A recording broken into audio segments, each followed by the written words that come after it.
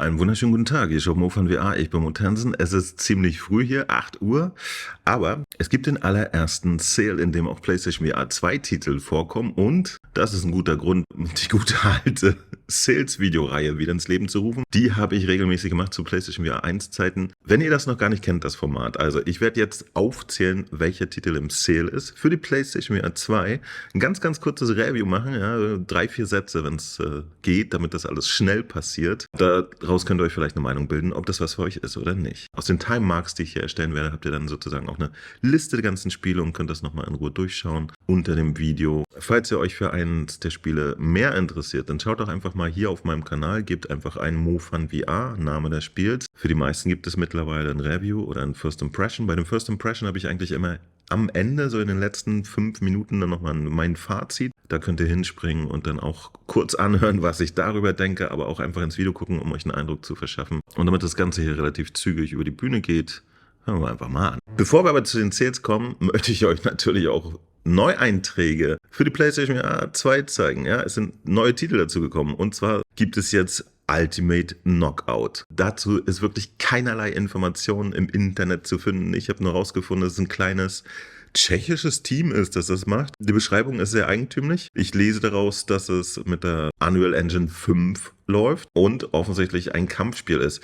Ich bin da nicht so drin, aber wenn ich da den Ring sehe, dann ist es kein Boxen, sondern dieses Ultimate Fighting oder wie das heißt, ja, wo man wirklich alles machen darf. Sehr interessant. Ich bin mal gespannt, wie man Ultimate Fighting dann in VR umsetzt. Können wir uns mal drauf freuen. Ultimate Knockout ist der Name. Am selben Tag, wo ich mein letztes Video gemacht habe mit den aktuell angekündigten PlayStation VR 2 Titeln, kam dann auch Propagation Paradise Hotel, eine offizielle Ankündigung für die PlayStation VR 2. Das ist natürlich eher so ein kleiner Horrortitel, ja? Also ein bisschen gruselig, sammeln Ressourcen, Rätsel, macht aber einen ganz guten Eindruck. Jetzt auch für die PlayStation VR angekündigt. Jetzt aber straight zu den Angeboten. Und zwar ist da natürlich unser gutes Resident Evil Village, das natürlich einen kostenfreien VR-Mode hat und einfach irrsinnig geil ist. Ich habe jetzt schon bestimmt so 6 Stunden reingespielt. Und, Gott sei Dank fand ich es jetzt nicht so gruselig wie damals Resident Evil 7. Das war echt die Hölle in VR. Resident Evil 8 geht echt, ja. Das war bisher alles sehr okay. Ich freue mich auch schon weiter zu spielen. Das haben auch schon Leute gefragt, ja. Wann geht's weiter? Keine Panik, es geht weiter. Vielleicht sogar schon heute Abend. Mal gucken. Heute wäre so ein Tag, wo wir das mal wieder machen können. Ich habe es mir seinerzeit auch für 19,99 € geshoppt. Genau. Und diesmal auch wieder, ja. Also, fantastischer AAA-Titel Resident Evil Village 8. Muss man wahrscheinlich nicht viel drüber erzählen. Ja, ist halt gruselig, kennt jeder Resident Evil. Dafür gibt es den kostenlosen VR-Mode. Den muss man sich übrigens als DLC runterladen. Und dann könnt ihr das ganze Ding in VR erleben.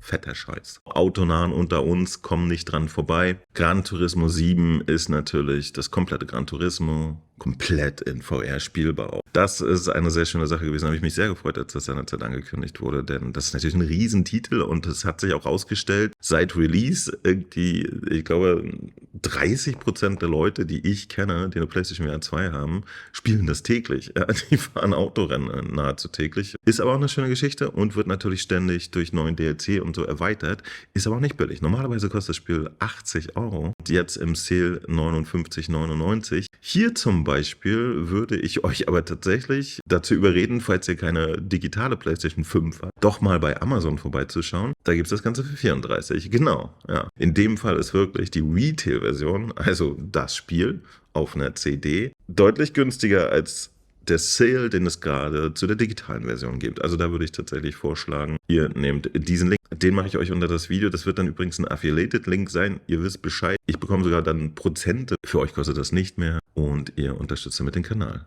Voll geil. Ein Titel, über den ich mich riesig freue auf verschiedenen Ebenen, ist, dass The Walking Dead Saints and Sinners überhaupt existiert. Das war schon eine große Freude. Ich habe es krass durchgespielt auf der PlayStation VR 1. Ja, habe mich sehr, sehr gefreut. Die Umsetzung war auch damals technisch sehr schön für die PlayStation VR 1. Ich liebe dieses Spiel. Es ist ein Crafting-Survival-Titel mit Zombies im Walking Dead-Universum, richtet sich allerdings eher nach den Comics und nicht nach der Fernsehserie. Von der Spielmechanik ist das einfach großartig. Ihr bekommt während einer schön erzählten Story immer wieder Missionen und werdet in Gebiete geschickt, wo ihr die erledigen müsst. Und diese Gebiete sind so kleine Sandbox-Welten, ja. Es ist nicht linear. Ihr könnt agieren, wie ihr möchtet. Ihr könnt da reinschleichen, den Gegenstand besorgen oder was auch immer gerade die Mission beinhaltet. Ihr könnt durchgehen, alles wegmetzeln, wenn ihr euch schon die Ressourcen aufgebaut habt und sagt, ja, ist mir egal, ich habe so viel Munition dabei heute, dann geht das.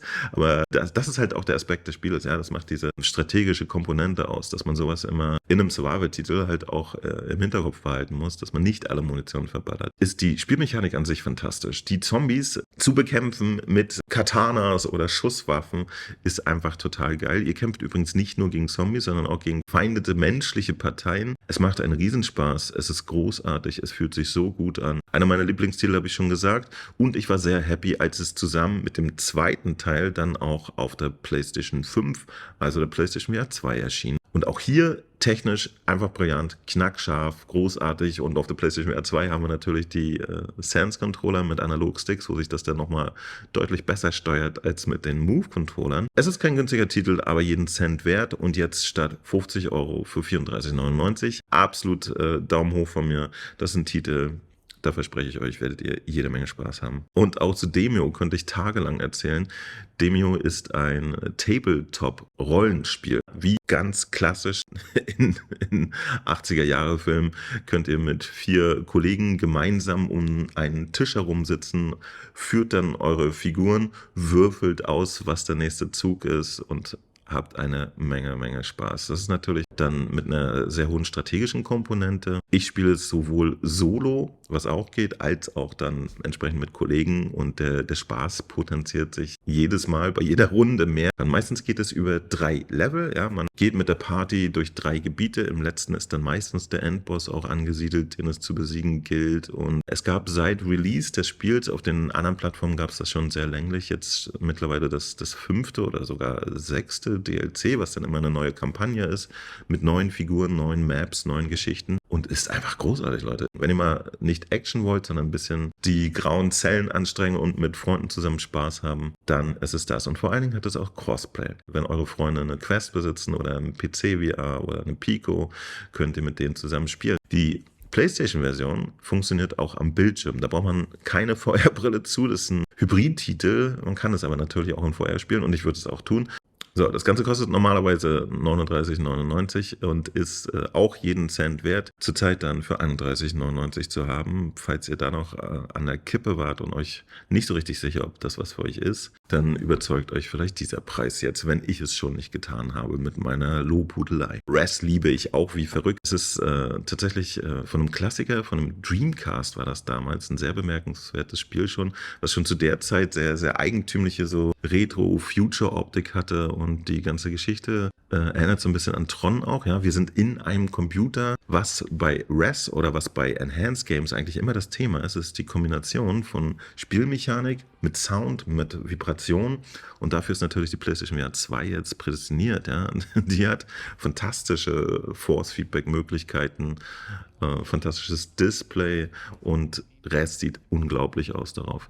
Es ist ein On-Rail-Shooter, würde ich das mal bezeichnen. Ja, wie gesagt, alles sehr, sehr fancy, sehr Science-Fiction. Die PlayStation VR 2-Version unterstützt auch das Eye-Tracking. Ihr könnt also Gegner mit den Augen markieren und dann schießen. Schon fast wieder ein bisschen wie Cheaten. Das ist einfacher als mit den bisherigen Versionen und es ist ein Riesenerlebnis. Die ganze Welt besteht aus leuchtenden Partikeln. Man muss das gesehen haben, Leute. Ja. Wenn man so elektronische Musik mag, ist man da auch voll dabei. Statt 30 € jetzt 22,49 € ist nicht die Riesenersparnis, aber ich lege euch wirklich dieses Ding ans Herz. Falls ihr die PlayStation 1 Version schon habt, müsst ihr nur 10 € ausgeben und habt dann sowieso die PlayStation VR 2 Version auch noch. Vom selben Team ist natürlich Tetris Effect Connect und auch das liebe ich wie verrückt. Selbes Ding, ja, auch hier ist die Verbindung von Spiel und Sound und Force Feedback eigentlich das bestimmende Thema. Tetris in 75 Versionen, wie man es hier spielen kann. Und es hat mit dem Connect-Update irgendwann auch den Multiplayer bekommen. Ja, auch da gibt es 4, 5 verschiedene Möglichkeiten, mit anderen Menschen zusammen Tetris zu spielen. Unglaublich, ja. Die Erlebniswelt hier ist super immersiv. Auch das kann man am Bildschirm spielen. und in VR. Ich würde es natürlich immer in VR empfehlen. Tetris zum Beispiel spiele ich wirklich auch lieber mit dem DualSense Pad, ja, mit dem normalen Gamepad. Das finde ich angenehmer. Da kann ich auf der Couch chillen und das machen. Auch hier 30 Euro statt 40. Absolute Empfehlung von mir.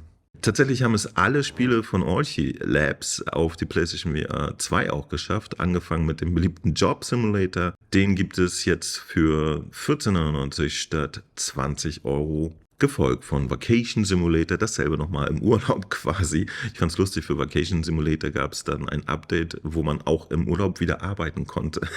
Back to Work oder so hieß das. Eigentlich sind die beide Spiele so sehr lustige Minispielsammlungen. Job Simulator hat sich immer verkauft, wie blöd. Ich habe es nie so richtig verstanden, aber die Leute lieben es. Warum nicht? 22,49 statt 30 Euro kann man machen. Und der letzte Streich, Cosmonius High, ist am Ende ein bisschen anders, aber irgendwie dann doch wieder so wie die anderen. Aber mal der Versuch, was leicht anders zu machen. Ich fand es eigentlich ganz unterhaltsam. Hier gibt es auch eine kostenlose Demo. Guckt einfach mal rein, wenn ihr nicht wisst, ob das was für euch ist. Auch hier sehr viel zum Anfassen, zum Ausprobieren. Es ist sehr, sehr spielerisch und knallbunt. Ja, hat eine wunderschöne bunte Grafik. Macht natürlich eine gute Figur auf dem OLED-Display der PlayStation VR 2. 22,49 statt 30 Euro. Kann man mal rein sneaken. City VR Enhanced Edition habe ich tatsächlich auch hier. Da schulde ich euch noch ein Video. Ich habe da mal so vorsichtig reingeguckt. Ich habe nämlich normalerweise keine Erfahrung mit so Aufbaustrategiespielen, aber ich würde sagen, das gehen wir mal demnächst in einem Livestream zusammen an. Deswegen kann ich euch inhaltlich nicht sehr viel über das Spiel sagen, nur dass es in VR auf mich jetzt einen guten Eindruck macht. Ja, man schwebt da über der Landschaft und kann Dinge bauen und seine eigene Stadt entwickeln. 23,99 statt 30 Euro, 20% Ersparnis. Tamper ist auch so ein Klassiker. Ja, einer der ersten Titel, den wir auf der PlayStation VR 1 hatten. Und mit der PlayStation VR 2 hat es natürlich nochmal seine Edelversion bekommen. Nicht nur, dass dieses Spiel, es beschreibt sich selber, was ganz witzig ist, als sause die endlose Rennstrecke entlang und durchbreche heftige Hindernisse. Das trifft es on point, ja, und das halt auch mit sehr treibender Musik. Hier finde ich den Grafikstil sehr interessant. Ja, das ist nicht nur einfach so ein bisschen bunt oder so, sondern sie haben da so einen ganz eigentümlichen Grafikstil, der irgendwie so einen 80er-Jahre-Vibe hat. Ja, da sind so Glows und auch so Grain in die Grafik mit eingearbeitet. Das hat einen ganz eigentümlichen Vibe. Ja, ist was sehr Besonderes. Auf der PlayStation VR 2 sieht es natürlich Granate aus und hier zieht auch die Haptik richtig rein. Ja. Manchmal durchbrecht ihr so Mauern oder lasst einen Endgegner explodieren. Durch das Force-Feedback im Headset selber habt ihr manchmal das Gefühl, wirklich so eine Druckwelle dann zu spüren. Ja, so sehr, sehr geiles Ding. Und das kann man entweder mit den normalen Controllern oder mit dem DualSense Controller spielen. Ist total cool. Und eine absolute Empfehlung. Jetzt 9,99, für Plus-Mitglieder sogar nur 7,99. Ist eine schöne Sache. So, Altair Breaker habe ich reingeschaut. Da könnt ihr euch mal mein Video angucken. Ich war ein bisschen verdattert, weil da nicht so viel los ist. Ja. Man wird losgeschickt mit bis zu 4 Leuten. Kann man das im Koop spielen und muss dann so ein bisschen Gegner wegschnetzeln. Fand ich erstmal ein bisschen schwierig, muss ich sagen. Also, wenn das euer Thema ist, ja, wenn ihr besonders irgendwie Weep seid oder weiß der Geier, guckt da mal rein in mein Video und lasst euch mal überzeugen. Ich fand, das war jetzt für mich eher so ein 20-Euro-Titel. Und damit kommen wir jetzt im Sale eigentlich ran. 22,79 kostet es. Guckt euch das mal bitte an. Ja, es hat halt keine Story oder so. Es ist wirklich ein reiner Online-Titel, wo man losgeht, Gegner wegschnetzelt und dafür Zeug bekommt. Fantavision habe ich auch hier rumliegen, habe ich mir noch nicht wirklich angeguckt in VR. Muss ich das mal machen, das können wir auch noch mal zusammen machen in einem Video. Kann ich euch also nichts drüber erzählen, außer dass man da irgendwie Feuerwerke macht. Ja, klingt komisch. 14,99 statt 30 Euro, vielleicht, wenn ihr das mal ausprobieren wollt. Oder ihr wartet kurz auf mein Video. Kommen wird es. So, auch Last Labyrinth habe ich irgendwie seinerzeit nie gespielt. Das gab es schon auf der PlayStation VR 1. Jetzt mit dem kostenfreien Update auf die PlayStation VR 2. Wenn ihr es noch gar nicht hattet auf dem einen oder anderen, dann müsst ihr natürlich ablatzen. Aber in dem Moment jetzt nur noch 27,99 statt 34,99. Soweit ich weiß, ist das so eine Art Escape the Room. Ihr steuert da diese junge Dame, die im Bild zu sehen ist, und müsst versuchen, da aus dem Haus rauszukommen. Und schräge Geschichte. Kommen wir zu Cave Digger Dig Harder. Ich habe den Vorgänger gespielt, das war ein bisschen weird. Der Nachfolger unterscheidet sich aber deutlich vom Vorgänger. Deswegen, ich kann darüber momentan leider gar nichts sagen, aber ich hoffe, ich hole das auch mal demnächst nach. Vielleicht wäre das mal etwas für die Noob Nation, denn es hat einen Vierer-Koop. Ja, man kann mit 4 Leuten tatsächlich in dem Spiel agieren. Was genau man macht, weiß ich nicht. Muss ich euch mal demnächst zeigen. Jetzt ist es aber im Angebot statt 25 € für 14,99 €. Cave Digger 2, Dig Harder. Nice. So, und auch ein Noob Nation-Titel. After the Fall. Fantastisch. Auch dieses Spiel ist eher für Zusammenarbeit ausgelegt. Es hat einen 4er-Koop-Modus und ihr könnt dann halt diese Eiszombie-Horden wegmetzeln. Ich liebe dieses Ding. Es ist wirklich großartig. Einfach mal da ein Stündchen rein und ballern, ballern, ballern, was das Zeug hält. Ist fantastisch. Wir hatten das ja auch schon auf der PlayStation VR 1. Die PlayStation 2 Version ist natürlich aufgebaut und hat schärfere und komplexere Grafik. Die Zombies sehen jetzt beeindruckender aus. Der Spaß ist aber genau derselbe. Ich kann es sehr empfehlen. Auch das hat seit Release super viel kostenlosen Content bekommen und da ist wirklich, wirklich viel zu tun.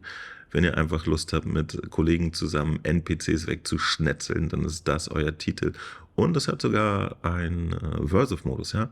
Es gibt auch Maps, wo Spieler gegen Spieler antreten können, also klassische Multiplayer-Modi. Und die sind richtig gut, die machen auch richtig Spaß.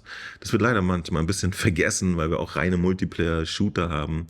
Großartiges Ding. Die Waffen sind alle unglaublich und es macht richtig Spaß. 20 € statt 30 €.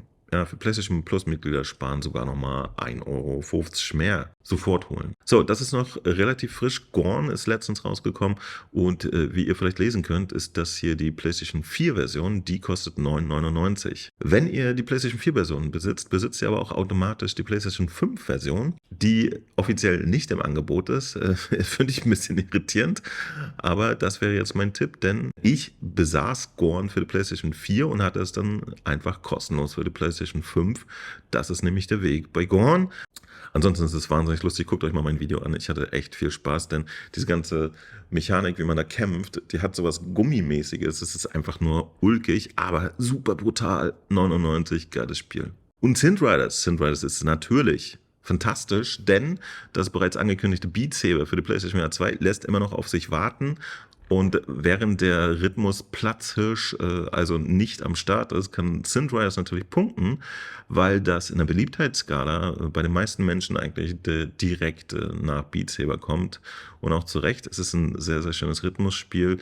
Auf der PlayStation VR 2 extrem aufgebohrt, ja. Die Jungs haben da tatsächlich extra nochmal das auf eine neue Engine portiert und alles besser gemacht. Auch das schöne OLED-Display der PlayStation VR 2 arbeitet natürlich Synth Riders in die Hände, weil da auch sehr viel so neonfarbige Welten passieren, während ihr im Rhythmus zur Musik da eure Aktionen macht. Es hat einen Multiplayer, ja, der wird auch gerade bei uns im Discord hier hoch und runter gefeiert von den Leuten. Sehr, sehr spaßiges Ding. Start 25 € jetzt gerade für 18,99 € im Sale. Und das waren alle Titel für die PlayStation VR 2. Ich wollte euch aber nochmal Arizona Sunshine ans Herz legen, denn das gibt es momentan für die PlayStation VR 1 für sage und schreibe einfach nur 3,99 €. Ja, das sind 90% Ersparnis und ohne Scheiß, Leute, wenn ihr das für die PlayStation VR 1 nicht besessen habt, aus verschiedensten Gründen, holt es bitte nach. Es ist ein fantastisches Spiel, 5-6 Stunden Kampagne und dann hat es halt auch noch wunderschöne Horde-Modi, die man zu viert spielen kann. Die Kampagne kann man zu zweit spielen und es hat legendär schlechte deutsche Synchronisation. Ja, die ist so mies, dass sie schon wieder cool ist. Arizona Sunshine ist ein Klassiker, muss man eigentlich gesehen haben. 3,99 € hat, glaube ich, jeder von euch übrig. Das wollte ich auch nochmal unserer guten alten PlayStation VR 1 gönnen, ja, falls ihr die auch noch zu Hause rumliegen habt. Fantastisches Spiel, ich liebe es auch richtig. Die ganze Schießmechanik da drin ist nämlich absolut großartig. Und es gibt auch noch jede Menge Story-DLCs, die man sich nachkaufen konnte. Schönes Ding. So, ich hoffe, das war für den einen oder anderen informativ und ihr habt jetzt ein bisschen eine Idee, was ihr euch vielleicht kaufen könntet demnächst für eure PlayStation VR 2. Ich würde mich sehr freuen, wenn ihr mir ein Däumchen hier lasst und mir mal in die Kommentare schreibt, welcher Titel für euch interessant ist. Ja, für mich ist es nämlich immer interessant, so einen Überblick zu kriegen, was die Leute irgendwie cool finden und was nicht. Jeder hat seinen eigenen Geschmack. Für jeden Topf gibt es auch einen Deckel und damit bin ich erstmal raus. Abonniert auf jeden Fall den Kanal, falls ihr es noch nicht gemacht habt. Das war's von mir, Motensen, MoFun VR. Immer für euch da. Bye bye.